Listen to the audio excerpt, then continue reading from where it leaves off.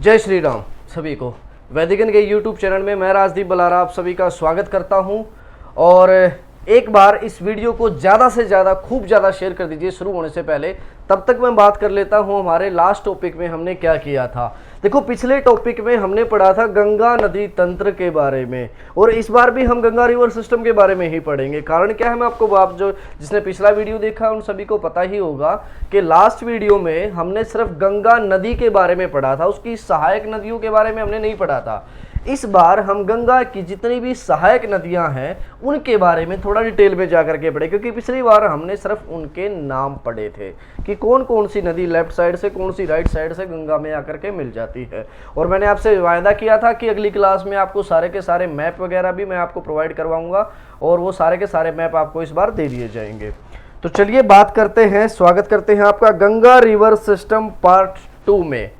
ठीक है, यहाँ पर पढ़ने से पहले मैं आपको बताना चाहूँगा, एक बार पूछना चाहूँगा। ये देखिए, यहाँ पर एक चीज़ के बारे में आपको दिखाता हूँ कि यहाँ पर ये सब क्या है। ये एक पर्वत है, बंदरपूंछ नाम का पर्वत है। कौन सा पर्वत है यहाँ पर? बंदरपूंछ आपको दिखाई दे रहा होगा। यहाँ पर 3 पर्वत आपको दिखाई दे रहे अपनी स्क्रीन पर। एक तो ये रहा बंदरपूंछ 1 जो कि 6316 मीटर ऊंचा है। एक यहाँ पर है बंदरपूंछ 2 जिसको व्हाइट पीक के नाम से भी जाना जाता है, जो कि 6102 मीटर ऊंचा है। हमें पढ़ना है बंदरपूंछ 1 के बारे में यहाँ पर, जो कि 6316 मीटर ऊंचा है। अब इसके बारे में क्यों पढ़ना है, उसको पढ़ने से पहले एक बार आपको हल्का सा रिमाइंड करवा देते हैं लास्ट क्लास के बारे में, कि लास्ट क्लास में हमने जो जो पढ़ा था उसमें से एक बार ये देखिएगा, एक बार इस मैप को ध्यान से देखिएगा जो आपकी स्क्रीन पर आपको दिखाई दे रहा है। ये गंगा रिवर सिस्टम का कंप्लीट मैप है, जहां पर यहाँ उत्तराखंड से शुरू करते हैं। उत्तराखंड में ये अलकनंदा और भागीरथी नदियों के बारे में मैंने जिक्र किया था आपके सामने यहाँ पर, कि अलकनंदा और भागीरथी नाम की 2 नदियां मिलकर क्या करती हैं, किसका निर्माण करती हैं? गंगा का निर्माण करती हैं। आपकी स्क्रीन पर ये रही दोनों अलकनंदा और भागीरथी नदियां। अगर मैं बात करता हूं तो ये आपकी अलकनंदा है और ये भागीरथी है, जो यहाँ पर ये देखिए, ये इस प्रकार से मैंने यहाँ पर चलाया है। मैं इसको साफ कर दूंगा साथ साथ, क्योंकि पहले से मैप मैंने बना करके रेडी कर रखा है आपके लिए। तो यहाँ पर अलकनंदा और भागीरथी, मैं केवल नाम यहाँ पर इनके लिख देता हूँ। मैं रेड कलर में नाम लिख देता हूँ अलग से शो हो।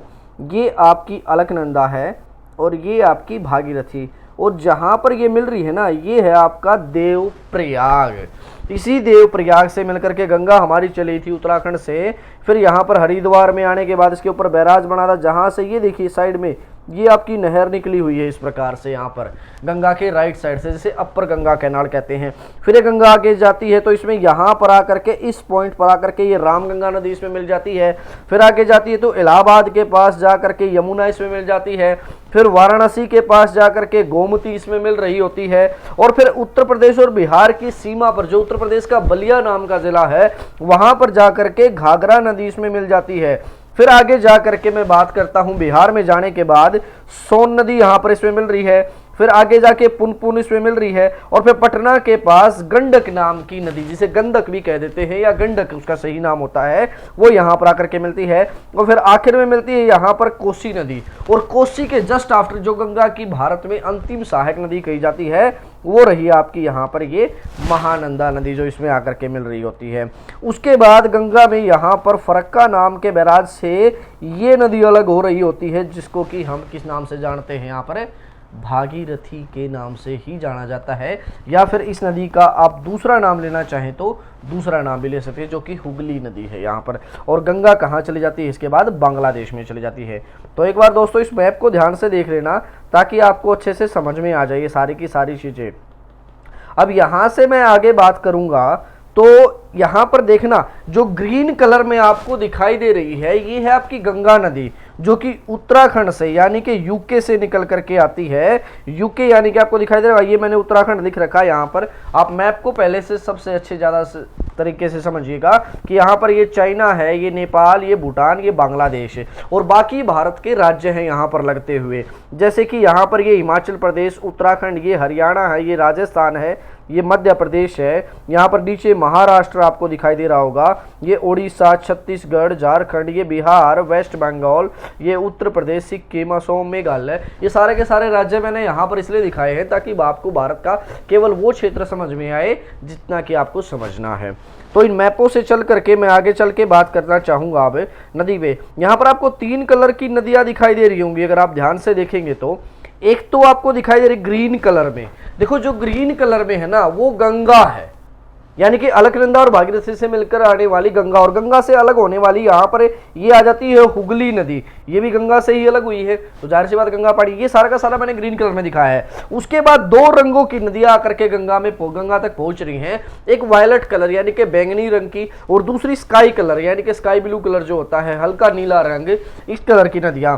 इन दोनों नदियों को आप इस तरह से ले सकते हो कि जो नदियां आपकी वायलेट कलर में है यानी कि बैंगनी रंग में आपको दिखाई दे रही हैं, वो सारी की सारी नदियां हिमालयन रिवर से, जो हिमालय से निकल कर आती हैं।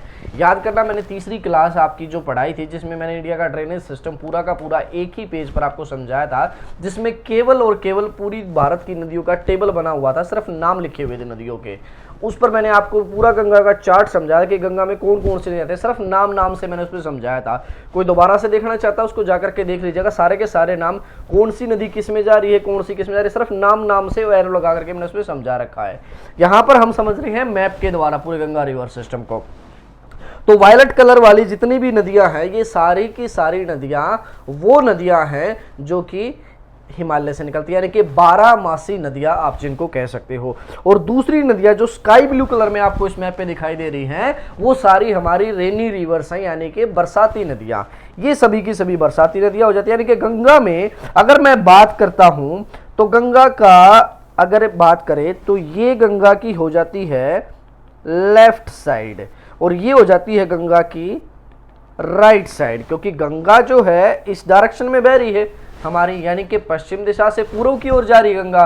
तो गंगा का लेफ्ट साइड कौन सा है, जो नॉर्थ पोर्शन है, और साउथ पोर्शन क्या हो गया, गंगा का राइट साइड हो जाता है। तो यहां पर कौन सी नदी गंगा में राइट साइड से मिलती है, कौन सी लेफ्ट साइड से? तो एक खूब अच्छी बात देखो, जितनी भी बरसाती नदियों का पानी है वो गंगा में किस तरफ से आ रहा है, राइट साइड से आ रहा है। और दूसरी तरफ जो आपको दिखाई दे रही है गंगा में कि वायलेट कलर की जितनी भी हिमालय से निकलने वाली नदियां हैं, वो सारी की सारी गंगा में किस तरफ से जाती हैं, लेफ्ट साइड से, एक यमुना को छोड़कर। तो इसलिए इंपॉर्टेंट क्वेश्चन यहीं पर आपका बनता है कि गंगा की एकमात्र ऐसी नदी जो हिमालय से निकलती है और राइट साइड से आकर के गंगा में मिलती, कौन सी है, यमुना नदी आपकी, जो कि यहां पर आपको दिखाई दे रही होगी। ये रही आपकी यमुना नदी, यहां पर अगर आप ध्यान से देखेंगे तो ये आपकी यमुना नदी है। ठीक है, अब यहां पर हम इन्हीं नदियों के बारे में डिटेल में जाकर के पढ़ेंगे एक एक करके कि किस किस नदी के बारे में क्या क्या पढ़ा जा सकता है। तो चलिए बात करते हैं। यहां पर सबसे पहले हम पढ़ेंगे इसकी सबसे बड़ी सहायक नदी जो कि है यमुना नदी। यमुना नदी के बारे में पढ़ते हैं। तो यमुना नदी के बारे में पढ़ने के लिए सबसे पहले मैंने आपको जिक्र किया था यहाँ पर इसका, ये देखिए यहाँ पर ये है बंदरपूछ नाम की पहाड़ी। बंदरपूछ पहाड़ी यानी कि बंदर के नाम पर, बंदर की पूछ के नाम पर भगवान हनुमान से संबंधित है इसका।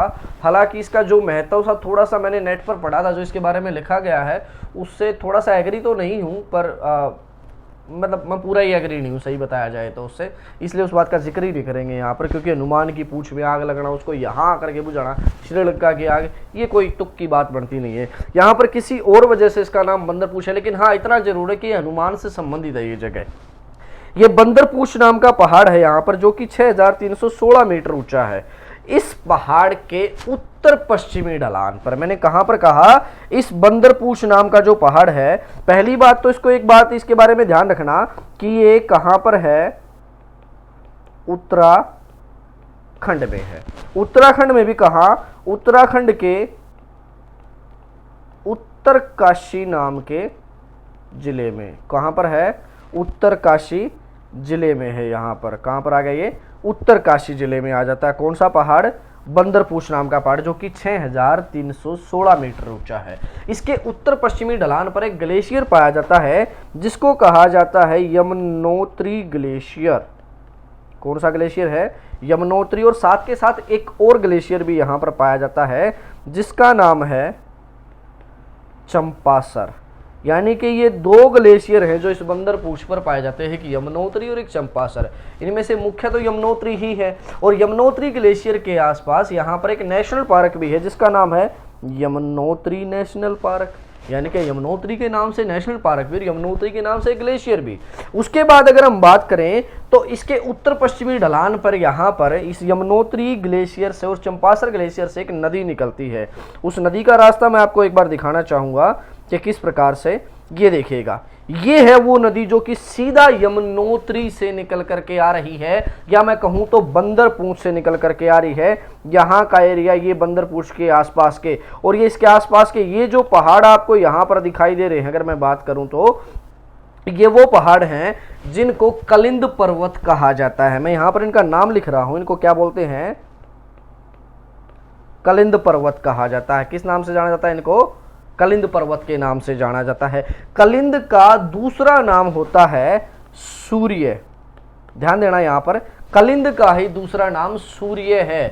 यहाँ पर एक बात ये मैं आपको और याद दिला देता हूँ, आप लोगों ने सुना होगा नरक के बारे में। नरक में कि नरक में कौन पाया जाता है? यहाँ पर नरक में नरक का राजा यमराज होता है। अब यमराज यानी कि यम, और यम से ही बनती है यमुना। तो यमुना जो नदी है ना, वो यम की बहन कही जाती है, यमराज की बहन माना जाता है उसको। हमारे वेदों के अनुसार या शास्त्रों के अनुसार अगर कहा जाए तो यमुना को यमराज की बहन कहा जाता है। और यमराज किसका पुत्र था? सूर्य का पुत्र था। तो यमुना नदी इस हिसाब से किसकी पुत्री मानी गई? यहाँ पर सूर्य की पुत्री मानी गई। तो यहाँ पर कलिंद पर्वत, इसके आसपास के पर्वतों का नाम इसलिए दिया गया है यमुनोत्री ग्लेशियर। यहाँ पर जो यमुनोत्री ग्लेशियर है ना, इस यमुना नदी की अगर मैं बात करता हूँ, इसके लेफ्ट बैंक यानी कि यमुना के बाईं तरफ के किनारे पर जब ये बहकर आती है तो इसके बाईं तरफ के किनारे पर यहाँ पर एक मंदिर बना हुआ है जो आपकी स्क्रीन पर आपको दिखाई दे रहा होगा। यहाँ पर ध्यान से देखिएगा, यहाँ पर इसके ऊपर लिखा गया है कि माँ यमुना जी का मंदिर। यहाँ पर यानी कि किसका मंदिर है? यहाँ पर माँ यमुना जी का, या फिर इस मंदिर को कहा जाता है यमुनोत्री मंदिर। इस यमुनोत्री मंदिर के बारे में लेकर के एक क्वेश्चन आता है, जो आता है मेनली इसको बनाने को लेकर के, किसको बनाया किसने था। देखो, इसको बनाने को लेकर के अगर मैं आपके साथ बात करूं तो दो यहाँ पर नाम आते हैं जिनको लेकर के इतिहास में थोड़ा सा डाउट रहता है, लेकिन एग्जाम के पॉइंट ऑफ व्यू से अगर हम बात करें तो किसका नाम आता है? तो वो नाम है गढ़वाल के महाराजा प्रताप शाह का। देखो, गढ़वाल के जो राजा हैं प्रताप शाह, उन्होंने इस मंदिर का निर्माण करवाया, लेकिन उनसे पहले भी 19वीं शताब्दी में इस मंदिर का निर्माण हुआ था। लेकिन बाद में वो किन्हीं प्राकृतिक कारणों के कारण या किसी और कारण से वो मंदिर टूट गया और दोबारा से इसका पुनर्निर्माण हुआ। तो इसीलिए अब अगर क्वेश्चन आपके पेपर में आता है कि यमुनोत्री मंदिर का निर्माण किसने करवाया था, तो करवाया था गढ़वाल के महाराजा प्रताप सिंह ने। मैं नाम लिख देता हूं, कहां के राजा? गढ़वाल के महाराजा प्रताप सिंह ने, इन्होंने इस मंदिर का निर्माण करवाया है। जबकि इनसे पहले किसने किसका निर्माण करवाया था? अगर मैं बात करता हूं तो जयपुर की महारानी। कहां की महारानी मैं बात कर रहा हूं? जयपुर की महारानी गुलेरिया ने। किसने? गुलेरिया। इसका नाम मैं इंग्लिश में लिख देता हूं, थोड़ा सा अंग्रेजी नाम ही है क्योंकि हिंदी नाम तो गुलेरिया मुझे लगता नहीं, गुलेरिया नाम थोड़ा सा अंग्रेजी सा ही नाम है। तो गुलेरिया जो कि जयपुर की महारानी थी, इन्होंने 19th सेंचुरी में अगर मैं बात करता हूं तो इस मंदिर का निर्माण करवाता है। लेकिन वो मंदिर उनके द्वारा बनवाया गया, काफ़ी मात्रा में क्षत विक्षत हो गया, किसी प्राकृतिक कारणों से वो टूट चुका है। उसके बाद गढ़वाल के महाराजा प्रताप शाह ने, मैं अगर बात करता हूँ प्रताप सिंह कह सकते हो, या ज़्यादातर इसका नाम प्रताप शाह के बारे में ज़्यादा विचलित है। अगर मैं बात करता हूं तो ज़्यादा प्रचलन में है, प्रताप शाह के नाम से ज़्यादा जाना जाता है। तो प्रताप शाह को यहाँ पर याद रखिएगा। इसके बाद हम आगे बढ़ते हैं यमुना नदी को लेकर के। यहाँ पर हमने इसके बारे में ध्यान रखिएगा, क्या पढ़ा कि बंदरपूछ नाम की पहाड़ी से तो ये कौन सी है नदी निकलती है, जो कि यहाँ पर ये रहा बंदरपूछ 1 6316 मीटर। और बंदरपूछ 2 के बारे में याद करने की बात है तो केवल उसका दूसरा नाम जो व्हाइट पीक के नाम से जाना जाता है। दोनों उत्तराखंड में है, और उत्तराखंड में भी आए तो कहाँ पर? उत्तरकाशी जिले में। लेकिन कई बार क्वेश्चन हिमालय के हिसाब से पूछा जाता है, कौन से हिमालय में? तो यहाँ पर ये आएंगे गढ़वाल हिमालय में। कौन से हिमालय में? गढ़वाल हिमालय में है। दोनों पर्वत कहाँ पर हैं? गढ़वाल हिमालय के अंदर। इसको याद रखिएगा, गढ़वाल हिमालय से बंदरपूछ पर्वत से कहाँ से क्या निकला? एक ग्लेशियर, और ग्लेशियर कौन सा, एक यमुनोत्री ग्लेशियर, दूसरा चंपासर ग्लेशियर, उनसे निकल कर आती है ये नदी जिसका नाम क्या है, यमुना नदी यहाँ पर, जो कि किसकी बहन मानी जाती है, यम की बहन अर्थात सूर्य की पुत्री जिसको माना गया है। कलिंद पर्वतों के बीच से होकर बहती है। इसके किनारे पर यमुनोत्री जो मंदिर बना हुआ उसका निर्माण किसने करवाया था, पहले तो करवाया था जयपुर की महारानी गुलेरिया ने, लेकिन वर्तमान मंदिर की अगर बात की जाए तो किसने बनवाया था, प्रताप शाह ने गढ़वाल के। चलिए हम आगे बात करते हैं यहाँ से होते हुए इसके बारे में, यमुना नदी पर आगे चलते हैं कि यमुना पर और क्या क्या पढ़ने लायक बातें हैं हमें जो पढ़नी चाहिए।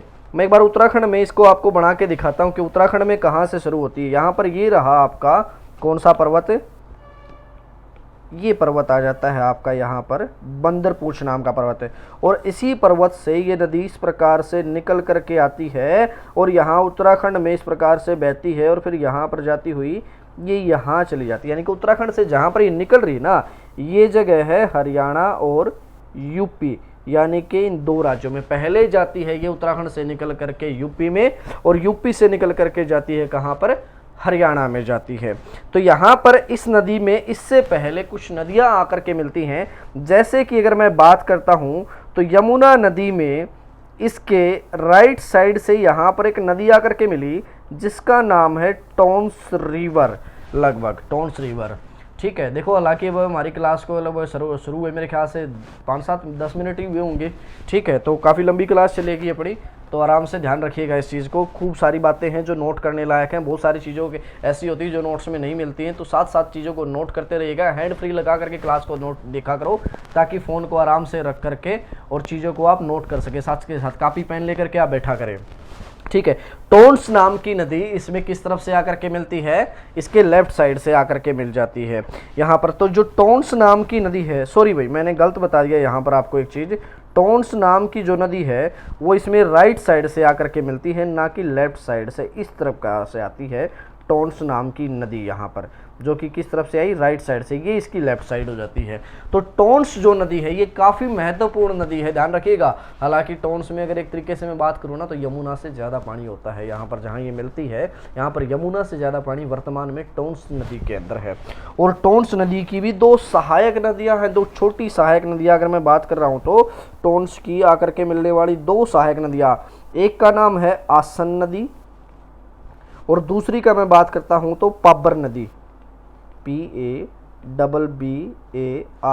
यानी कि पाबर, और एक कौन सी आ गई यहाँ पर, आसन नाम की नदी। टोन्स का जो सिंचाई क्षेत्र है यहाँ पर किस लिए फेमस है, टोन्स के सिंचाई क्षेत्र में लाल चावल की खेती की जाती है, जो कि काफ़ी फेमस है, पूरा वर्ल्ड फेमस। अगर आप बात करना चाहेंगे उस चावल के बारे में, बहुत ही ज़्यादा फेमस है और बहुत ही कम मात्रा में, केवल उत्तराखंड के ही नहीं क्षेत्रों में सही लाल चावल तो केवल यहीं पाया जाता है। हालांकि लाल चावल के कुछ जो है कुछ किस्में ऐसी हैं जो कहीं और भी पाई जाती हैं विश्व के कुछ और क्षेत्रों में, लेकिन जो मुख्य किस्म है, जो लाल चावल की सबसे प्रमुख किस्म है, वो केवल उत्तराखंड में टोन्स नदी के क्षेत्र में पाई जाती है, जहाँ पर टोन्स नदी अपनी सिंचाई करती है। तो इसको इम्पोर्टेंट बात को यहाँ पर नोट कर लीजिएगा कि ये इसकी एक इम्पोर्टेंट सहायक नदी है। उसके बाद ये नदी जैसे ही यहाँ से उत्तर प्रदेश में आती है, उत्तर प्रदेश में जो सबसे पहला जिला होता है इस पर, वो आता है सहारनपुर जिला।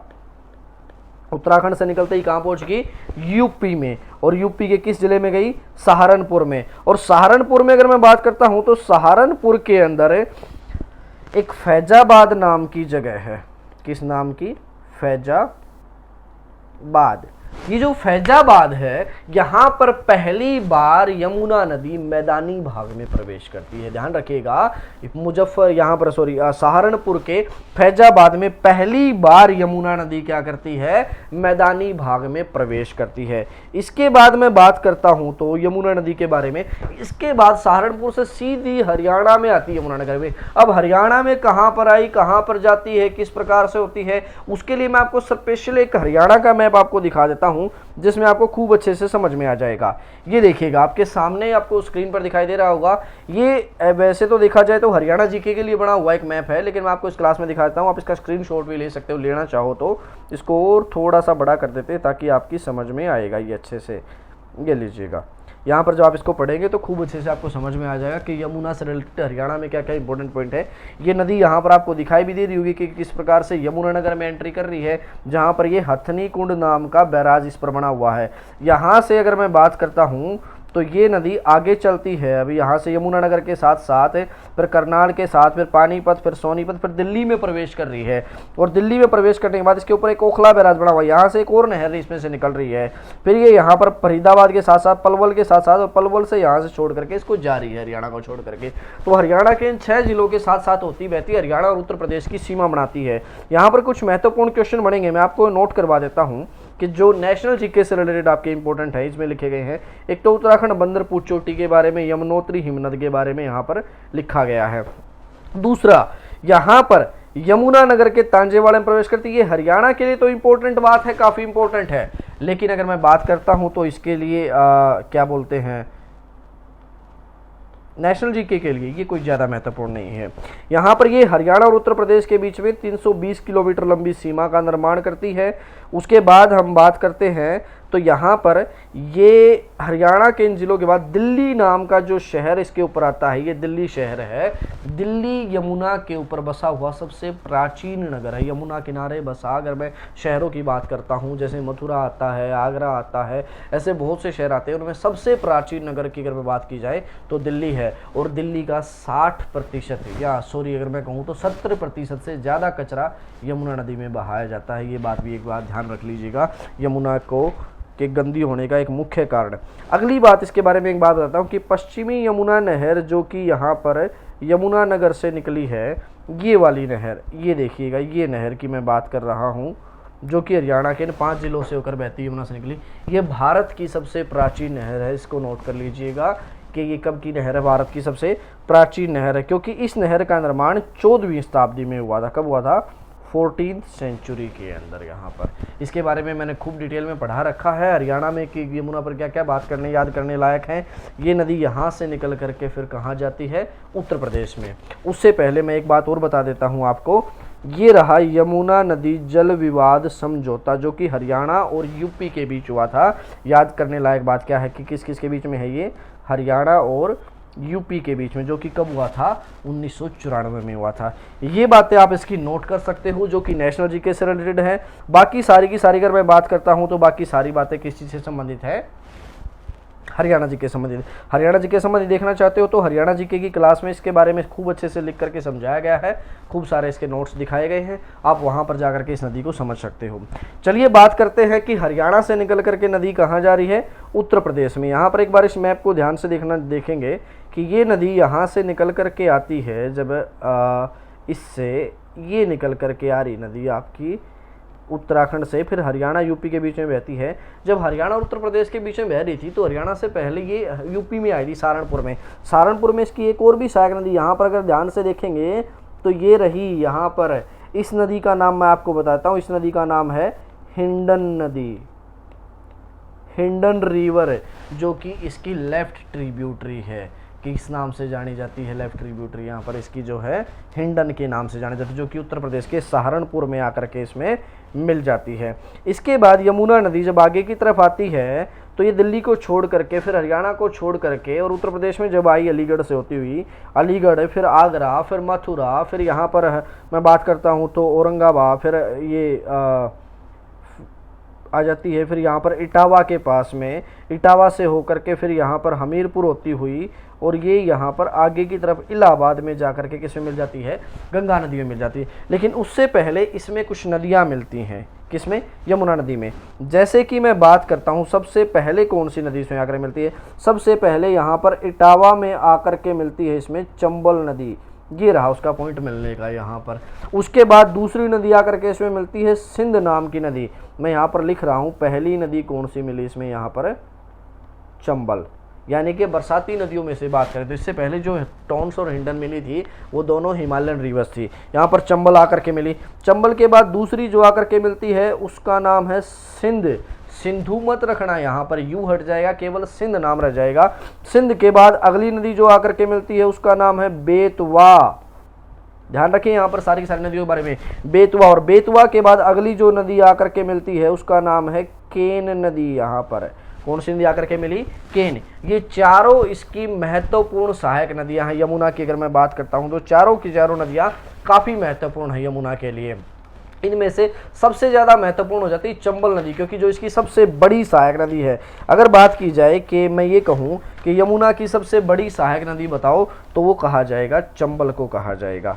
अब चंबल नदी इसकी सबसे बड़ी जब सहायक नदी हो जाती है, तो चलिए उसके बारे में एक बार जान लेते हैं अच्छे से कि कहाँ से निकलती है, कहाँ जाती है, किस प्रकार से, क्या क्या बातें उसके बारे में महत्वपूर्ण पढ़ने के लिए। एक हैंडमेड मैप है मेरे पास में, वो मैं आपको दिखा देता हूँ, जो मैंने कॉपी पर कभी बनाया था। ये मैं एक बार आपको समझाना चाहूँगा इसमें से थोड़ा सा, अगर आप इसको समझ पाएँ तो ये आपको इसमें दिखाई दे रहा होगा, मध्य प्रदेश दिखाई दे रहा होगा, राजस्थान दिखाई दे रहा होगा, हरियाणा, उत्तर प्रदेश दिखाई दे रहे होंगे। मैं आपको समझा देता हूँ कैसे। जैसे कि मैं बात करता हूँ, ये रहा आपका यहाँ पर मध्य प्रदेश, ये एरिया, ये उत्तर प्रदेश है, ये हरियाणा है, ये दिल्ली है, यहाँ पर ये राजस्थान है, यहाँ पर ये आपका गुजरात है।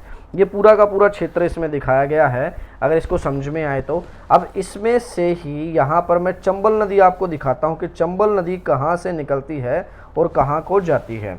तो बात करते हैं, यहाँ पर ये देखिए विंध्या नाम की रेंज, विंध्यांचल की पहाड़ियाँ आपने पढ़ी थी, मैंने पहली क्लास में, दूसरी क्लास में मैंने इनके बारे में जिक्र किया था, दूसरी तीसरी क्लास में, कि विंध्यांचल की पहाड़ियाँ उत्तर भारत और दक्षिण भारत को अलग करती हैं। इन्हीं विंध्यांचल की पहाड़ियों में अगर मैं बात करता हूँ तो यहाँ पर मध्य प्रदेश में इंदौर नाम का एक शहर आपने सुना होगा, मैं नाम लिख रहा हूँ, कौन सा? इंदौर। इंदौर नाम का जो शहर है, इस इंदौर के अंदर एक जगह है, एक और छोटा सा, यानी कि इंदौर जो ज़िला हो गया, इंदौर ज़िले में यहाँ पर एक शहर आ जाता है जिसका नाम है मऊ। मऊ के नाम से जाना जाता है, या MAU लिख देते हैं इसको इंग्लिश में। मऊ नाम की जगह, मऊ नाम की जगह पर विंध्यांचल की जो पहाड़ियाँ हैं उनको लोकल एक अलग नाम से जाना जाता है। वो लोकल नाम इनका क्या है? जाना पाओ पहाड़ियाँ, जाना पाओ हिल्स कह सकते हो आप इनको। जाना पाओ नाम की जो पहाड़ियाँ हैं, उन जाना पाओ की पहाड़ियों से ये नदी निकलती है। यहाँ पर रही जाना पाओ की पहाड़ियाँ, जो कि मऊ में, और मऊ कहाँ पर है? इंदौर में, और इंदौर कहाँ पर है? मध्य प्रदेश में। अब वहाँ से ये नदी इस प्रकार से निकल कर के आती है और इस प्रकार उत्तर दिशा की ओर बहती है, क्योंकि यहाँ पर अरावली और अगर मैं बात करता हूँ विंध्यांचल के बीच में जो मालवा का पठार है, उसका ढलान उत्तर दिशा की ओर है। तो ये उत्तर दिशा की ओर बहती हुई जाती है, तो इसमें राइट साइड से एक नदी आकर के मिल जाती है। ये नदी इसमें मिल रही है, जिस नदी का नाम है शिप्रा। ध्यान रखिएगा, यहाँ पर शिप्रा नाम की इसकी एक सहायक नदी इसमें आकर के मिल जाती है। शिप्रा काफ़ी महत्वपूर्ण नदी है, और शिप्रा उज्जैन नाम के शहर में जाकर के इसमें मिलती है, और उज्जैन शहर इसी नदी पर बसा हुआ है। उज्जैन वही शहर है जहाँ पर महाकालेश्वर मंदिर है, जहाँ पर 12 वर्ष में एक बार कुंभ का मेला लगता है। क्योंकि भारत में आपको पता ही होगा 4 ही जगह पर कुंभ के मेले लगते हैं, हरिद्वार में, इलाहाबाद में, उज्जैन में और नासिक में। तो एक जो उज्जैन शहर है वो शिप्रा नदी के किनारे पर आता है, जहाँ पर महाकालेश्वर मंदिर है।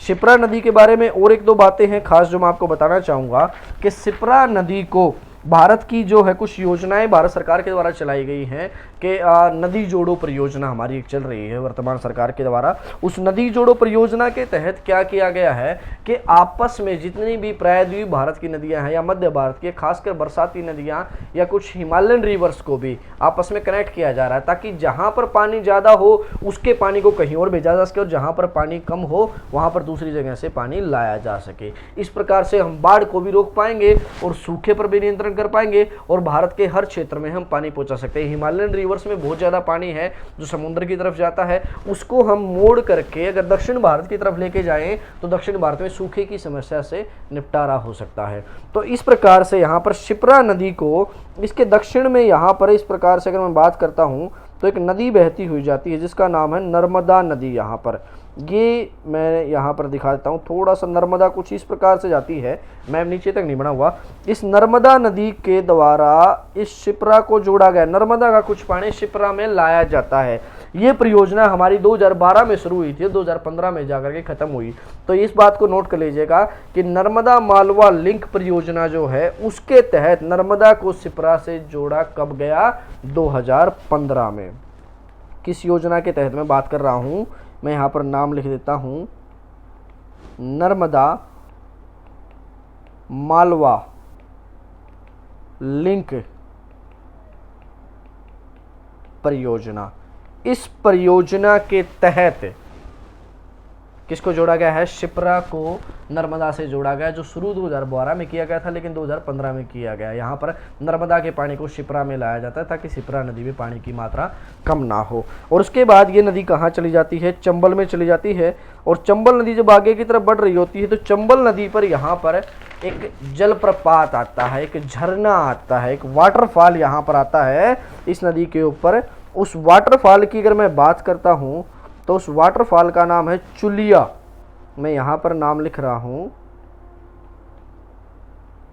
ये चुलिया नाम का जलप्रपात है जो कि कहाँ पर आता है? चंबल नदी पर आता है, मध्य प्रदेश में आता है। ध्यान रखिएगा, एक मोस्ट इंपोर्टेंट जो है वाटरफॉल है, जो कई बार पेपर में पूछा चुका है कि चुलिया जलप्रपात कहाँ पर है? मध्य प्रदेश में है, चंबल नदी पर आता है। इसके बाद चंबल नदी आगे की तरफ बढ़ती है। आगे की तरफ बढ़ती हुई जब ये इस प्रकार से जो है राजस्थान में प्रवेश कर रही थी तो उस समय पर राजस्थान और मध्य प्रदेश की सीमा पर अगर मैं बात करता हूँ, इस पर 2 बांध बनाए गए हैं, दोनों की सीमा पर हैं, दोनों की संयुक्त परियोजनाएं हैं। हालांकि एक परियोजना ऐसी भी है जो केवल यहाँ पर मध्य प्रदेश में इस पर बनी हुई है, गांधी सागर परियोजना यहाँ पर बनी हुई है। एक राणा प्रताप सागर की मैं बात करता हूँ तो जो कहाँ पर आ जाती है? राजस्थान में आ जाती है। ये दोनों ही परियोजनाएं, दोनों की संयुक्त परियोजना है, राजस्थान की और मध्य प्रदेश की। इन दोनों परियोजनाओं पर काफ़ी सारी बिजली बनाई जाती है। उसके बाद ये नदी जब आगे की तरफ बहती हुई जा रही होती है तो कोटा शहर में पहुंच जाती है। कोटा इस पर बसा हुआ शहर है और कोटा शहर में लेफ्ट साइड से एक नदी आकर के इसमें मिल जाती है, जो कि अगर मैं बात करता हूँ इसकी लेफ्ट साइड की, किस साइड की मैं बात कर रहा हूँ?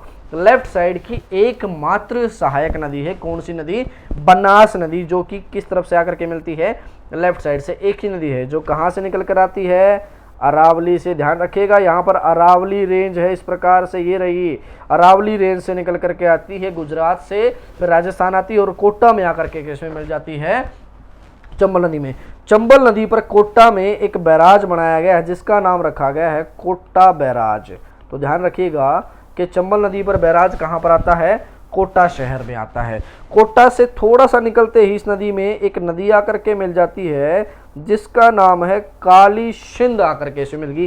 काली सिंध मिलने के बाद ये जाती है राजस्थान और मध्य प्रदेश की सीमा पर पहुंच जाती है। और जैसे ही उसकी सीमा पर पहुंचती है तो इसमें राइट साइड से ही एक और नदी आकर के मिलती है जिसका नाम है पार्वती नदी। यानी कि पार्वती नदी इसमें कहां पर आकर के मिलती है? राजस्थान और मध्य प्रदेश की सीमा पर आकर के मिलती है।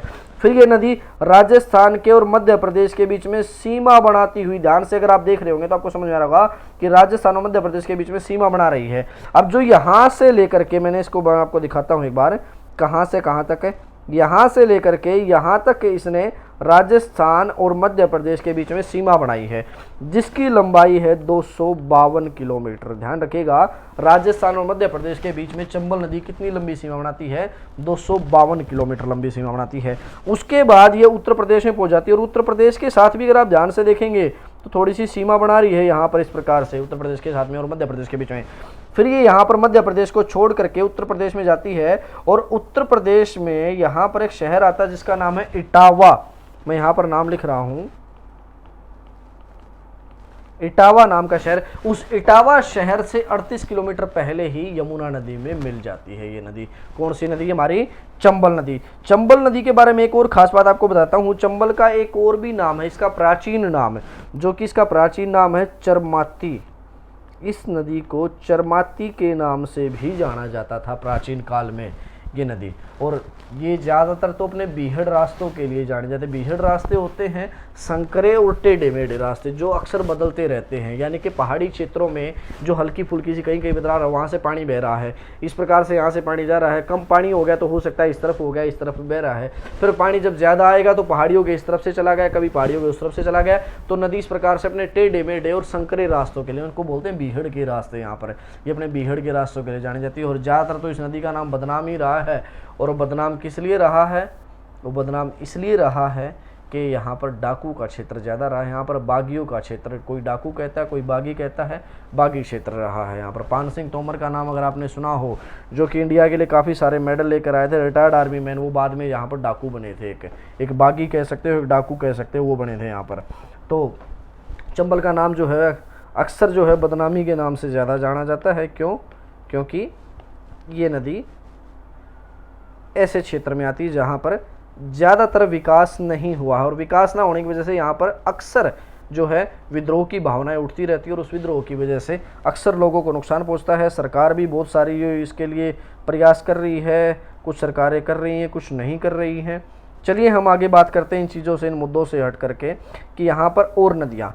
अब मैंने आपको बताया था कि यमुना की सहायक नदियों में मैंने यहाँ पर जिक्र किया था कि यमुना की कुछ सहायक नदियाँ, जिसमें से एक तो हमने पढ़ ली यहाँ पर कौन सी आ गई, चंबल। दूसरी आती है इसकी सहायक नदी है जिसका नाम क्या है, सिंध नदी। अब जो सिंध नाम की नदी है वो ये रही, यहाँ पर आप ध्यान से देखेंगे तो ये रही सिंध नाम की नदी। और सिंध जो नदी है वो कहाँ से शुरू होती है हमारी, हम बात करते हैं तो यहाँ पर मध्य प्रदेश में विदिशा नाम का जिला है, विदिशा डिस्ट्रिक्ट है यहाँ पर, जहाँ से ये शुरू होती है। लगभग 470 किलोमीटर लंबी नदी है, जिसमें से केवल यूपी में तो 9 किलोमीटर बहती है, बाकी सारी की सारी 461 किलोमीटर मध्य प्रदेश में बहती है। ये नदी इस प्रकार से उत्तर दिशा में बहती हुई मध्य प्रदेश से इस प्रकार से जाती हुई ग्वालियर के आसपास से होती हुई, और ये नदी आगे जा करके जहाँ पर चंबल यमुना मिलती है ना, उससे थोड़ा सा जस्ट आगे जा करके ये यमुना नदी में मिल जाती है, ये नदी सिंध नदी। अब सिंध के बारे में अगर मैं बात करता हूँ तो सिंध से रिलेटेड 2-3 इंपॉर्टेंट बातें ये हैं कि एक तो सिंध की सहायक नदी इंपॉर्टेंट है। इसकी एक सहायक नदी है, मैं जिसका नाम लिख रहा हूँ यहाँ पर, पहूज। किस नाम की सहायक नदी है, पहूज के नाम से। पहूज वही जिसे धार्मिक ग्रंथों में पुष्पावती कहा गया है, पुष्पावती पहूज का प्राचीन नाम है, धार्मिक ग्रंथों में इसको पुष्पावती कहते थे।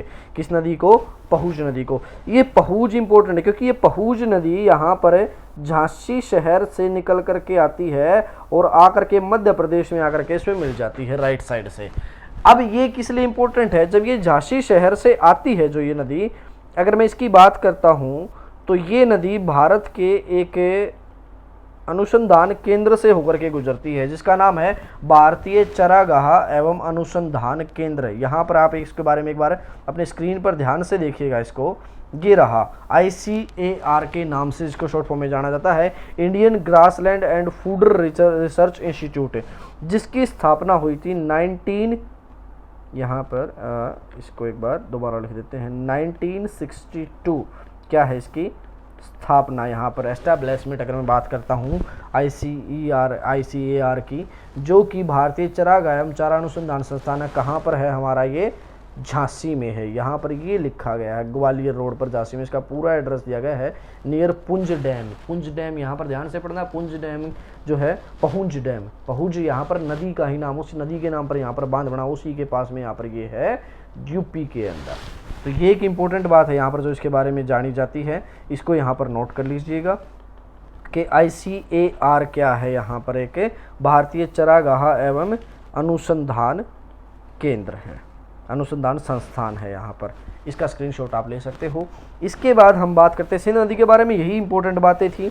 इसके बाद हमारी अगर मैं बात करूँ तो केन नदी यहाँ पर आती है और इसमें मिल जाती है। अब केन नदी के बारे में बात आती है कि केन के बारे में क्या कहा जाए, केन नदी मध्य प्रदेश से यहाँ से निकली तो यहाँ पर ये पन्ना से होकर गुजरती है। इसके बारे में इंपॉर्टेंट बात, ये पन्ना है जो कि कहाँ पर है, मध्य प्रदेश में। और किस लिए फेमस है, हीरे की खान है। किसकी खान है ये, हीरे की खान है। और भारत की सबसे प्रसिद्ध खान अगर हीरे की बात की जाए तो पन्ना है। यहाँ पर आप लोगों ने वो पुराना गाना भी सुना होगा कि पन्ना की तमन्ना है कि हीरा मुझे मिल जाए, तो ये वही पन्ना है, ध्यान रखिएगा। यहाँ पर पन्ना एक हीरे की खान है, मध्य प्रदेश में काफ़ी फेमस है। ये पन्ना से होकर के गुजरती है। कौन सी नदी, यहाँ पर केन नाम की नदी, यहाँ पर, यही इसके बारे में ज़्यादा इंपॉर्टेंट बात है। और दूसरी कही जाए तो ये यमुना की अंतिम सहायक नदी है भाई, ये बात याद रख लीजिएगा इसके बारे में। बाकी इसके बारे में कोई ऐसी खास बातें नहीं है जो आपको याद करने की ज़रूरत हो। यहाँ पर एक चीज़ और आपको बता देता हूँ, ये देखिए यमुना नदी और गंगा नदी यहाँ पर समानांतर बह रही है जब तक चंबल नदी नहीं मिलती। जैसे ही चंबल नदी इसमें मिलती है उसके बाद दोनों का गैप कम होना शुरू हो जाता है और यहाँ पर ये उससे पहले समानांतर बहती है और उसके बाद दोनों का गैप कम होता चला जाता है। पहले तो अगर मैं बात करता हूँ तो यमुना में एक तरफ से राइट साइड से आकर के चंबल टकराई, चंबल ने उसको इस प्रकार से बह रही थी थोड़ा सा इस तरफ मोड़ दिया, फिर आगे जाके सिंध टकराई और थोड़ा सा मोड़ी, सिंध के बाद आगे चलती गई, इस प्रकार से चलती गई तो आगे जाकर के कौन सी टकराती है इसमें, यहाँ पर बेतवा टकराती है, बेतवा के बाद इतनी होगी, केन के बाद इतनी होगी, इस प्रकार से आगे जाती जाती मिल जाती हैं। कहाँ पर मिलती हैं? इलाहाबाद में, प्रयाग में मिलती हैं, प्रयागराज कहो या प्रयाग कहो, वहाँ पर जाकर के दोनों नदियों का मिलन हो जाता है। या फिर यहाँ पर गुप्त रूप से सरस्वती मिलती है तो तीन नदियों का मिलन कहा जाता है, जहाँ पर महाकुंभ का मेला भी लगता है। और अर्ध कुंभ के मेले अगर आपसे पूछे जाएं तो वो केवल हरिद्वार और इलाहाबाद में लगते हैं, जो प्रत्येक 6 वर्ष के अंतराल में लगते हैं। प्रत्येक 6 वर्ष के अंतराल में एक इलाहाबाद में लगेगा, एक लगेगा हमारा कहाँ पर, हरिद्वार में। और 144 वर्षों में एक बार लगता है महाकुंभ का मेला, वो केवल इलाहाबाद में लगता है। ये बातें नोट करने की आपकी यहाँ पर। तो मेरे ख्याल से यहाँ पर इन नदियों के बारे में काफ़ी हो गया होगा। हमने पढ़ा एक तो यमुना नदी के बारे में, दूसरा पढ़ा हमने यहाँ पर इसकी सहायक चंबल नदी के बारे में, सिंध के बारे में, केन के बारे में। यहाँ पर बेतवा नदी हमारी रह जाती है कि बेतवा नदी की अगर मैं बात करता हूँ, ये रही आपकी बेतवा नदी। ये बेतवा नदी मध्य प्रदेश के रायसेन जिले से निकलती है। कहाँ से निकलती है? रायसेन से। रायसेन में कहाँ से? तो यहाँ पर एक गांव है, कुमार गांव कहा जाता है उसको। कुमार गांव से निकलती है विंध्या पर्वत से ये नदी। कौन सी नदी हमारी? यहाँ पर बेतवा नदी। बेतवा नदी के बारे में इंपॉर्टेंट बातें 2-3 हैं। एक तो यहाँ पर इसके किनारे पर एक शहर बसा हुआ है जिसका नाम है झांसी शहर। कौन सा शहर है यहाँ पर? ये झांसी नाम का शहर इसके किनारे पर बसा हुआ है। झांसी के बारे में आपने खूब अच्छे से सुना ही होगा, जहाँ से पहुज नदी भी मैंने निकाली थी, जहाँ पर ये अभी BICR के बारे में पढ़ा था हमने। झांसी बसा हुआ किस पर है? तो बेतवा नदी पर। और यहाँ पर इस नदी पर 2 बांध बनाए गए हैं। एक का नाम है माता टीला, यहाँ पर उत्तर प्रदेश के ललितपुर जिले में बने हुए हैं। ये जो जिला है ना यहाँ पर झांसी के नीचे वाला, ये ललितपुर जिला है सारा का सारा। यहाँ पर एक माता टीला बांध है और एक बांध है जिसका नाम है राजघाट। माता टीला और राजघाट दोनों बांध उत्तर प्रदेश और मध्य प्रदेश की संयुक्त परियोजनाएं हैं और दोनों परियोजना किस पर बनी हुई हैं? हमारे यहाँ पर बेतवा नदी पर बनी हुई है, ललितपुर नाम के जिले में। और झांसी शहर किस नदी पर बसा हुआ माना जाता है? यहाँ पर बेतवा नदी पर बसा हुआ एक शहर है। तो यहाँ तक की बातें हुई किसके बारे में? हमारी बेतवा नदी के बारे में। ये हमीरपुर के पास जा करके यमुना में मिल जाती है। ये बातें होगी हमारी यमुना की सारी सहायक नदियाँ और यमुना के बारे में। अब हम पढ़ेंगे यहाँ पर गंगा की अन्य सहायक नदियों में। यानी कि अगर मैं एक तरीके से आपको समझाना चाहूँ तो क्या हमने इन सारे क्षेत्र के बारे में पढ़ लिया है? गंगा का जो राइट साइड का पोर्शन है, यमुना से लिंक जितना भी है, उसके बारे में हम पढ़ चुके हैं। अब यहाँ पर गंगा का राइट साइड का जो पोर्शन बचता है वो कौन सा बचता है? या तो ये सोन क्षेत्र बचता है या फिर ये दामोदर वाला एरिया बचता है जो कि हुगली में जाता है, ये बच जाता है यहाँ पर। इसके बारे में बाद में पढ़ेंगे, पहले हम पढ़ते हैं राइट साइड की, इसकी लेफ्ट साइड की ट्रिब्यूटरीज है। लेफ्ट साइड जो ट्रिब्यूटरीज है उसमें सबसे पहले मैं बात करना चाहूँगा यहाँ पर कौन सी नदी की? रामगंगा पश्चिमी। ये देखिए यहाँ से निकल करके नदी इस प्रकार से आ रही है और आकर के गंगा में मिल रही है। यहाँ पर मैं आपको फिर से थोड़ा सा रेड कलर में करके दिखाता हूँ, अच्छे से दिखेगा। ये देखिए ये है रामगंगा पश्चिमी नदी। अब बात करें कि रामगंगा के बारे में कि रामगंगा कहाँ से आती है, तो उत्तराखंड में अल्मोड़ा नाम के ज़िले से मैं बात करूँगा। किस ज़िले से? उत्तराखंड में कौन से ज़िले से? अल्मोड़ा ज़िले से। ये रहा उत्तराखंड, यहाँ पर एक ज़िला है अल्मोड़ा। इस अल्मोड़ा ज़िले से 2 नदियाँ निकलती हैं, एक पूर्व की तरफ बहती है, एक पश्चिम की तरफ बहती है। दोनों का नाम रामगंगा है। जो पश्चिम की तरफ जाती है उसको कह देते हैं रामगंगा पश्चिमी, जो पूर्व की तरफ जाती है उसको बोलते हैं रामगंगा पूर्वी। अब यहाँ पर देखेंगे ये जो नदी है आपकी, ये रामगंगा पूर्वी है और ये जो निकल करके आ रही है आपकी, ये है रामगंगा पश्चिमी। वही रामगंगा पश्चिमी जिसके किनारे पर रायबरेली शहर बसा हुआ है। यहाँ पर ध्यान रखिएगा, रामगंगा पश्चिमी ज़्यादा महत्वपूर्ण पूर्वी से, क्योंकि पूर्वी के बारे में एक ही बात है कि पूर्वी निकली अल्मोड़ा से और जा करके काली नदी में मिल गई। काली वही नदी जिसे हम शारदा भी कहते हैं। आप शारदा कहें या काली कहें, उसकी सहायक नदी है। कौन सी नदी हमारी? रामगंगा पूर्वी नदी। तो चलिए बात करते हैं आगे इसके बारे में। उत्तराखंड के अल्मोड़ा से रामगंगा पश्चिम निकलती है। इसके बारे में इंपॉर्टेंट बात यह है कि इस नदी के किनारे पर एक नेशनल पार्क है नैनीताल में, जिसका नाम है कॉर्बेट। कॉर्बेट नाम का, या मैं कहूं तो जिम कॉर्बेट उसको कहा जाएगा। कौन सा? जिम कॉर्बेट नेशनल पार्क, जो कि कहां पर है? नैनीताल में है, उत्तराखंड में, रामगंगा पश्चिमी नदी के किनारे पर। यह भारत का सबसे पहला नेशनल पार्क है, जो कि 1934 में बना था। भारत का पहला नेशनल पार्क है, और जो वर्तमान में भारत का एक बाघ आरक्षित क्षेत्र यानी कि टाइगर रिजर्व जिसको हम कहते हैं, ये वो भी है जिम कॉर्बेट नेशनल पार्क, जिसका नाम पहले रामगंगा नेशनल पार्क हुआ करता था। ध्यान रखना इसकी बात। इसका नाम पहले आज़ादी से पूर्व अगर मैं बात करता हूँ 1947 से पहले इसका नाम था रामगंगा नेशनल पार्क। बाद में इसका नाम जिम कॉर्बेट कर दिया गया। तो जिम कॉर्बेट नैनीताल में है, और किस नदी के किनारे पर है? यहाँ पर हमारा रामगंगा पश्चिमी किनारे पर। रामगंगा के बारे में यही बातें थी। दूसरा, इस पर रायबरेली नाम का शहर जो बसा हुआ है, वो एक इम्पोर्टेंट बात हो जाती है। उसके बाद बात करते हैं हम रामगंगा से अगली नदी हमारी आती है गोमती नदी। यहाँ पर हम पढ़ेंगे, ये देखिएगा ध्यान से। यहाँ पर ये रही गोमती नदी। यहाँ पर उत्तराखंड का पीलीभीत नाम का जिला है, जो कि नेपाल के साथ सीमा लगती है। हिमालय का तलहटी में बचा हुआ एक जिला है। यहाँ पर इस पीलीभीत ज़िले में अगर बात की जाए तो इस पीलीभीत ज़िले में एक फुलहार नाम की झील है। मैं झील का नाम लिख रहा हूँ यहाँ पर, फुलहार झील, जो कि कहाँ पर है? उत्तर प्रदेश के पीलीभीत ज़िले में। कौन से ज़िले में? उत्तर प्रदेश के पीलीभीत ज़िले में। कौन सी झील है? फुलहार झील। इस फुलहार झील से ये नदी निकलती है, और इस प्रकार से दक्षिण की ओर बहती हुई ये नदी आगे की तरफ जाकर के वाराणसी के पास जाकर के किसमें मिल जाती है? गंगा नदी में मिल जाती है। कौन सी नदी हमारी? गोमती नदी।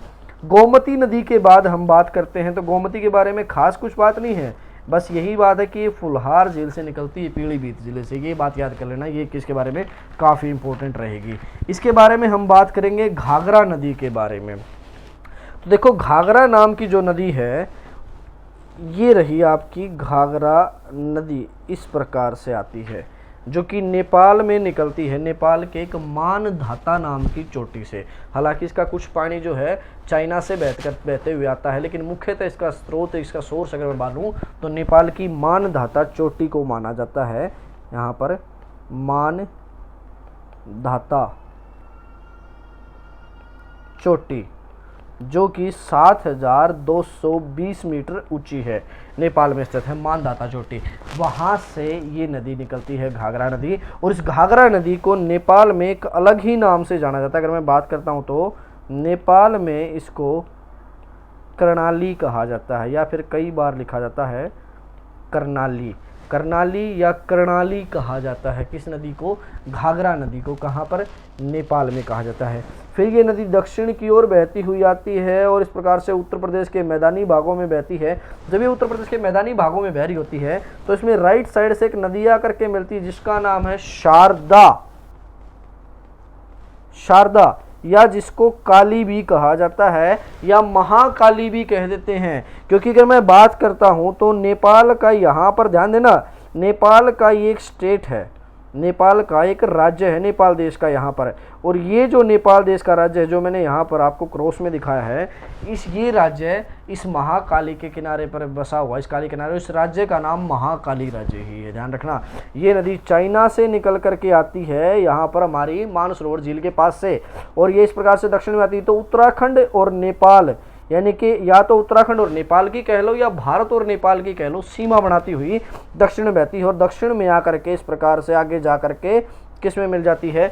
घाघरा नदी में विलीन हो जाती है। कौन सी नदी? हमारी काली नदी, जिसे शारदा भी कह सकते हो। अब यहाँ पर अगर मैं बात करता हूँ इस नदी के बारे में, घाघरा नदी के बारे में बात करते हैं, चलिए, कि घाघरा नदी यहाँ पर जब आगे की तरफ आ रही थी इस प्रकार से, तो आगे जाने के बाद घाघरा नदी में एक और नदी इसमें आकर के मिल जाती है। मैं बात करता हूं तो इसी के लेफ्ट साइड से यहाँ पर आकर के मिल गई सरयू नाम की नदी। फिर यहाँ पर इससे पहले एक और नदी मिल गई जिसका नाम है राप्ती नदी। यहाँ पर एक आ गई सरयू नदी और दूसरी आ गई राप्ती नदी। दोनों नदियों के बारे में एक एक इंपॉर्टेंट बात यह है कि सरयू नदी वही नदी है जिस पर उत्तर प्रदेश का अयोध्या शहर बसा हुआ है, और राप्ती नदी वो है जिसके किनारे पर उत्तर प्रदेश का कौन सा शहर बसा हुआ है, गोरखपुर नाम का शहर बसा हुआ है, जहां से वर्तमान यूपी के मुख्यमंत्री जी हैं। ठीक है, इसके बाद बात करते हैं, योगी आदित्यनाथ की बात कर रहा हूं मैं, यहाँ पर बात करते हैं तो सरयू और राप्ती के बाद घाघरा नदी कहाँ पर जा करके किस में मिल जाती है, यहाँ पर बिहार और यहाँ पर इसकी सीमा पर, यूपी की सीमा पर बलिया नाम का ज़िला है। यहाँ पर ये किस नाम का ज़िला मैं बोल रहा हूँ, बलिया, जो कि यूपी में ही है। इस ज़िले में जा करके गंगा में विलीन हो जाती है हमारी कौन सी नदी हो जाती है, यहाँ पर घाघरा नदी। इसके बाद हम बात करेंगे घाघरा के बाद अगली नदी के बारे में, और अगली नदी यहाँ पर आती है हमारी गंडक नदी। अगर मैं बात करता हूँ तो अब जो गंडक नदी है, गंडक की बात की जाए तो गंडक को हम तो गंडक कहते हैं, लेकिन जहाँ से वो निकल कर आती है वहाँ पर उसको गंडक नहीं कहा जाता, वो निकल कर आती है नेपाल से। और नेपाल में मैं बात करता हूँ तो जो नेपाल के केंद्र से निकलती है, आप ये कह सकते हो इस प्रकार से, ये आ गई गंडक नदी। लेकिन नेपाल में इस नदी को नारायणी कहकर पुकारा जाता है। मैं यहाँ पर लिख रहा हूँ, नेपाल में गंडक नदी को क्या कहा जाता है, नारायणी के नाम से जाना जाता है। कौन सी नदी को, गंडक नदी को। यहाँ पर नेपाल में भी इसकी कुछ सहायक नदियाँ हैं, जैसे कि ये आ गई त्रिशूली, यहाँ पर ये आ गई हमारी बूढ़ी गंडक आ गई। यहाँ पर अगर मैं बात करता हूँ तो ये आ गई काली गंडक। यहाँ पर मैं शॉर्ट फॉर्म में इनके नाम लिख रहा हूँ समझाने के लिए। के का मतलब है काली गंडक, बी का मतलब है बूढ़ी गंडक, और टी का मतलब है त्रिशूल। यहाँ पर ये इस नारायणी की सहायक नदियाँ हैं। यहाँ पर ये लुम्बिनी वन से होकर आती है। लुम्बिनी का नाम सुना होगा, लुम्बिनी सुनते ही क्या नाम ध्यान में आ रहा है, महात्मा बुद्ध का नाम। बिल्कुल ठीक है, महात्मा बुद्ध का जो है ग्राम जो है लुम्बिनी ग्राम, ये वहीं से आती है। और ये नदी इस प्रकार से दक्षिण में जब आती है तो पहली बार बिहार के पश्चिम चंपारण जिले में, मैंने क्या कहा, पश्चिम चंपारण जिला। चंपारण वही जगह जहां पर भारत का पहला सत्याग्रह किया गया था महात्मा गांधी जी के द्वारा नील की खेती के विरोध में, यहाँ पर किसानों के साथ मिलकर के। इस पश्चिम चंपारण जिले में नदी पहली बार मैदानी भाग में प्रवेश करती है और दक्षिण की ओर बहती हुई यहाँ पर पटना के पास आकर के किसमें मिल जाती है, गंगा नदी में मिल जाती है। कौन सी नदी, यहाँ पर गंडक नदी। उसके बाद हम बात करेंगे अगली नदी के बारे में, और अगली नदी आ जाती है हमारी यहाँ पर कौन सी नदी, कोसी नदी आती है, जिसे बिहार में काफ़ी कोसा जाता है। अगर मैं बात करता हूं तो कोसने का कारण क्या है, बाढ़ लेकर के आती है। उसका कारण भी बताता हूं, बाढ़ लेकर के क्यों आती है। यहाँ पर समझिएगा, यहाँ पर है एक ऊंचा पर्वत जो कि दुनिया का सबसे ऊंचा पर्वत है, जिसे माउंट एवरेस्ट कहा जाता है। इस माउंट एवरेस्ट के पास भी काफ़ी ऊंचे पहाड़ हैं, जहां पर 7 नदियों के मिलने से कोसी नदी का निर्माण होता है, जैसे कि मिलामची, भोटिया कोसी, टांबा कोसी, लिखू, दुग्ध कोसी। इस प्रकार की 7 नदियों से मिलकर के क्या होता है, कोसी नदी का निर्माण होता है। और ये कोसी की मुख्य सहायक नदी है यहाँ पर, जिसका नाम सनकोशी है। यहाँ पर मैं लिख रहा हूँ सनकोशी नदी। सनकोशी क्या है, किसकी सहायक नदी है, कोसी की सहायक नदी है।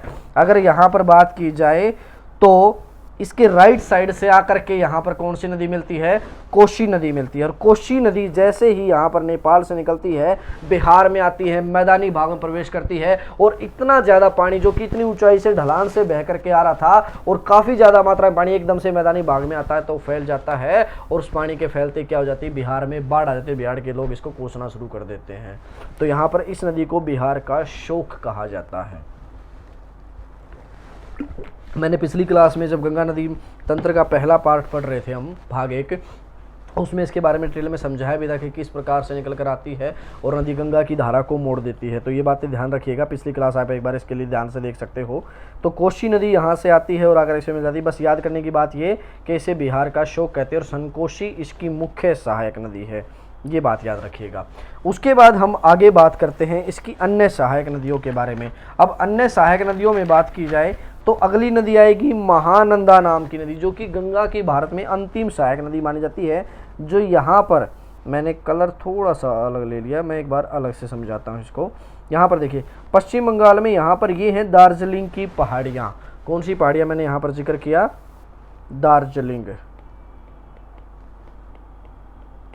जो कि कहाँ पर हैं, वेस्ट बंगाल में।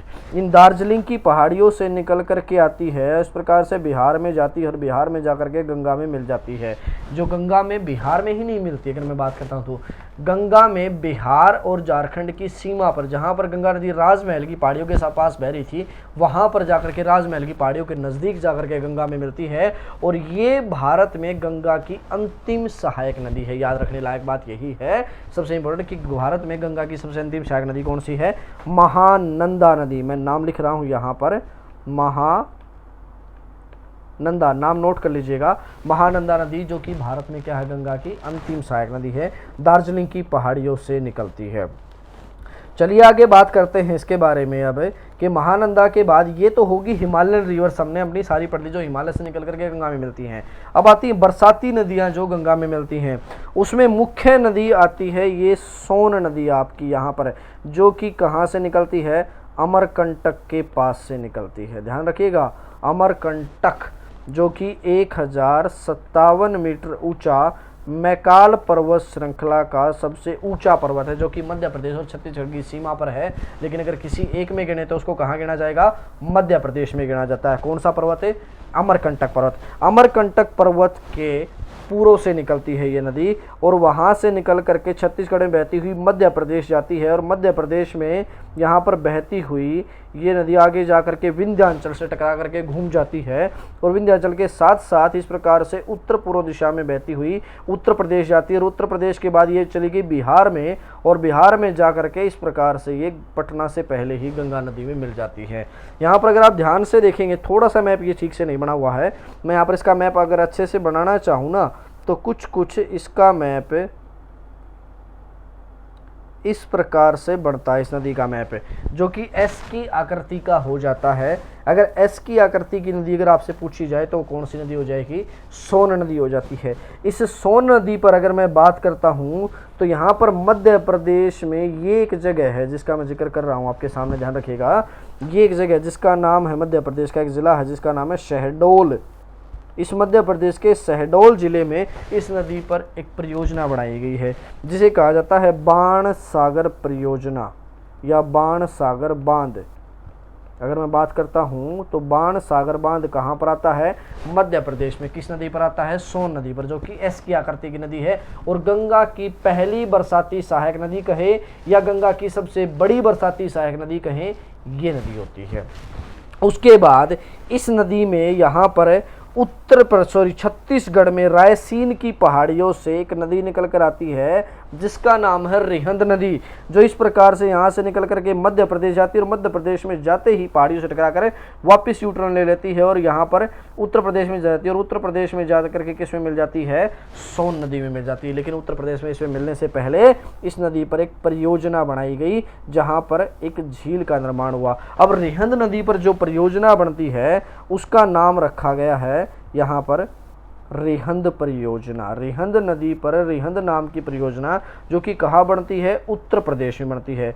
उत्तर प्रदेश में बात की जाए कहाँ पर बनती है तो उत्तर प्रदेश का एक ज़िला है जिसका नाम है सोनभद्र नाम का ज़िला। इस सोनभद्र ज़िले में ये परियोजना इस पर बनती है। कौन सी परियोजना? रिहंद परियोजना। रिहंद परियोजना पर अब जो पीछे झील बनती है उस झील का नाम उत्तर प्रदेश के पहले मुख्यमंत्री के नाम पर रखा गया है जिनका नाम था गोविंद वल्लभ पंत। गोविंद वल्लभ पंत सागर झील अगर मैं बात करता हूं भारत की मानव निर्मित सबसे बड़ी झील है। भारत की सबसे बड़ी मानव निर्मित झील गोविंद वल्लभ पंत सागर झील जो कि उत्तर प्रदेश के पहले मुख्यमंत्री के नाम पर रखी गई है। इनका बेटा भी राजनीति में है। अगर आपने वित्त आयोग के बारे में पढ़ा हो, फाइनेंस कमीशन जो कि कॉन्स्टिट्यूशन में जो आता है हमारा पार्ट 14 के अंदर, वित्त आयोग के 10वें अध्यक्ष रह चुके हैं इनके बेटे KC पंत। ध्यान रखिएगा इस बात को, गोविंद वल्लभ पंत इनके नाम पर यह झील बनी हुई है जो कि उत्तर प्रदेश के सोनभद्र जिले में बनती है। और सोनभद्र के बारे में भी आपको एक खास बात मैं बता देता हूं। सोनभद्र भारत का एकमात्र ऐसा जिला है जो कि क्या है, यहाँ पर मैं बात करता हूं तो सोनभद्र जो कि भारत के 4 राज्यों की सीमा को छूता है। भारत का कोई भी जिला अब तक ऐसा नहीं है जो कि भारत के 4 राज्यों की सीमा को छुए। भारत में एकमात्र जिला सोनभद्र ही ऐसा है जो भारत के 4 राज्यों की सीमा को छूता है। मैं आपको एक बार उत्तर प्रदेश का एक मैप अगर मेरे पास हो तो मैं दिखाना चाहूँगा, इसमें दिखा देता हूँ कि कहाँ पर आता है। सोनभद्र जिला आपका अगर मैं बात करूँ तो यहाँ पर आएगा। ये रहा सोनभद्र जिला जो इस तरफ से मध्य प्रदेश को छूता है, यहाँ छत्तीसगढ़ को छूता है, यहाँ झारखंड को और यहाँ पर बिहार को।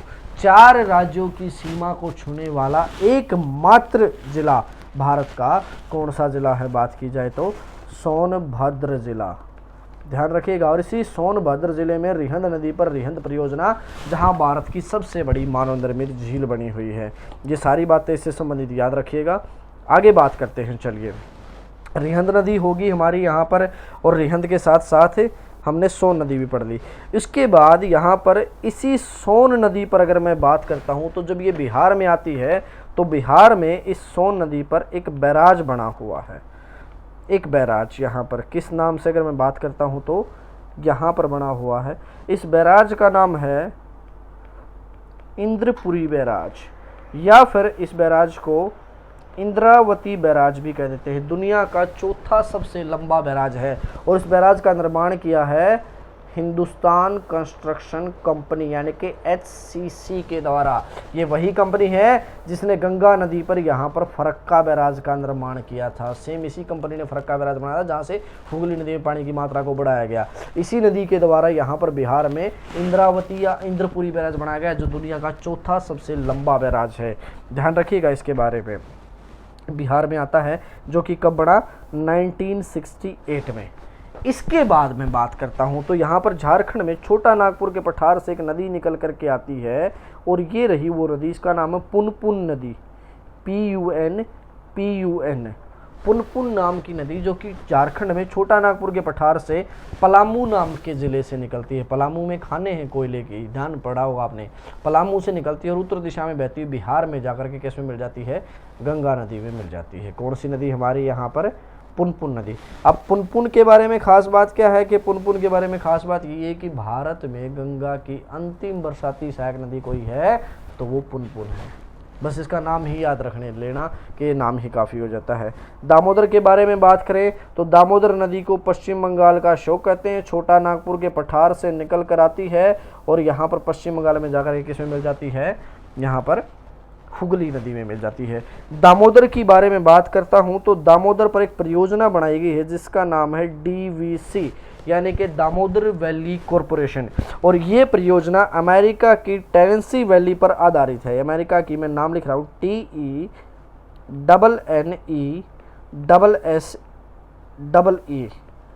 वैली, अमेरिका की एक टेनेसी वैली पर आधारित। क्वेश्चन यही आता है कि भारत की कौन सी परियोजना अमेरिका की टेनेसी वैली पर आधारित है, तो वो DVC है, जो कि भारत की काफ़ी बड़ी परियोजना है, जो कि यहाँ पर बाढ़ को रोकती है, बिजली उत्पादन करती है और भी बहुत से काम है इस परियोजना की अगर बात की जाए तो। मुख्यतः है इसका काम अगर मैं बात करता हूँ तो बाढ़ को रोकना होता है, जो कि 1948 में शुरू हुई थी। अगर मैं बात करता हूँ तो सबसे पहले भारत सरकार ने भारत आज़ाद होते इस पर ध्यान दिया था 1948 में। DVC पर दामोदर वैली कॉरपोरेशन यानी कि हिंदी में कहें तो दामोदर घाटी परियोजना, जो कि झारखंड में बनी हुई है। इसका लाभ झारखंड और पश्चिम बंगाल दोनों राज्यों को होता है। तो ये थी हमारी गंगा नदी के बारे में। बाकी की बची बातें, क्योंकि जिसकी सहायक नदियों के बारे में हमने पढ़ा, कल हमने पढ़ लिया था, हमारी लास्ट क्लास में हमने जो पढ़ा था वो पढ़ा था गंगा नदी के बारे में, यानी कि मुख्य गंगा नदी कहाँ से निकलती है और कहाँ पर जाती है। अब यहाँ पर एक बार आप चाहें तो इसका स्क्रीनशॉट ले सकते हैं। इसमें आपको नदियाँ अलग से समझ में आ जाएंगी कि कहाँ कहाँ पर कौन कौन सी नदियाँ किस प्रकार से बह रही हैं। और इसमें से भी बात करता हूँ तो इसके नोट्स भी मैं आपको दे दूँगा कि बाकी नदियों के बारे में आपकी याद करने लायक बातें क्या क्या हैं, किस किस प्रकार से कौन कौन सी बातें आपको याद करनी चाहिए। नोट्स आपको आपकी स्क्रीन पर मिल जाएंगे, ठीक है। और यहाँ पर बात करें तो कि यमुना रिवर सिस्टम का मैंने अलग से एक मैप है जो आपको समझने के लिए अगर आसान रहे तो एक इसका स्क्रीनशॉट ले सकते हो, क्योंकि यमुना एक इम्पोर्टेंट रिवर है। यमुना के बारे में यहाँ से समझा जा सकता है। ये यमुना रिवर सिस्टम का मैप है, केवल यमुना का। यहाँ से यमुना को आप समझिएगा कि यमुना किस प्रकार से निकल कर कहाँ से आती है। मेन सी बात है उसको समझाने के लिए कि कहाँ से निकली, कहाँ गई है। कुछ और भी है यमुना का मैप, अगर आप देखना चाहें तो मैं कुछ और भी दिखा सकता हूँ, लेकिन ये मेरे ख्याल से समझ में आ जाएगा। यहाँ पर मैंने शॉर्ट फॉर्म में SKP लिखा है। इसका मतलब यहाँ पर सिंध नदी से है, S का मतलब शिप्रा से, K का मतलब काली सिंध और P का मतलब पार्वती से है। और बाकी सभी के नाम मैंने यहाँ पर लिख ही रखे हैं। बाकी यहाँ पर इनका शॉर्ट फॉर्म मैंने अलग से दिखा भी रखा है कि SKP का आपके लेफ़्ट साइड में है स्क्रीन पर। तो ये रही आपकी आज का हमारा गंगा नदी तंत्र। और गंगा नदी तंत्र में हम बात करते हैं तो ये बंदरपूछ पहाड़ी, और मैं एक बार ध्यान से देख लेता हूँ कोई ऐसी चीज़ जो आपको बताने लायक लगी हो। ये हरियाणा जीके के नोट्स हैं, आप देखना चाहो तो इसका भी स्क्रीनशॉट ले सकते हो, ताकि आपको अच्छे से हरियाणा के बारे में भी कुछ बातें जान सकें। और इसके बारे में अगर डिटेल में जानना चाहते हो तो हरियाणा जीके की अपनी अलग से क्लासेज हैं, उसमें जा कर के देख लीजिएगा। बाकी आपकी स्क्रीन पर आपको नोट्स दिखाई दे रहे होंगे जो कि गंगा नदी तंत्र की, बाकी नदियों के बारे में कुछ महत्वपूर्ण बातें मैंने बताई हैं, लेकिन इसके अलावा भी कुछ बातें हैं, ठीक है, जो नोट्स में लिखी गई। इसके अलावा भी बहुत सी बातें जो मैंने वीडियो में बताई हैं, उन चीज़ों को नोट कर लीजिएगा। सबसे अच्छी बात होती है नोट करना, क्योंकि अगर आपको लिखा लिखाया मिल जाता है तो आप उसको उतना ज़्यादा अच्छे से नहीं पढ़ पाते। तो बेहतर है कि आप अपनी चीज़ों को लिखा करें। तो आज की क्लास के लिए मेरी तरफ से इतना ही। जय श्री राम।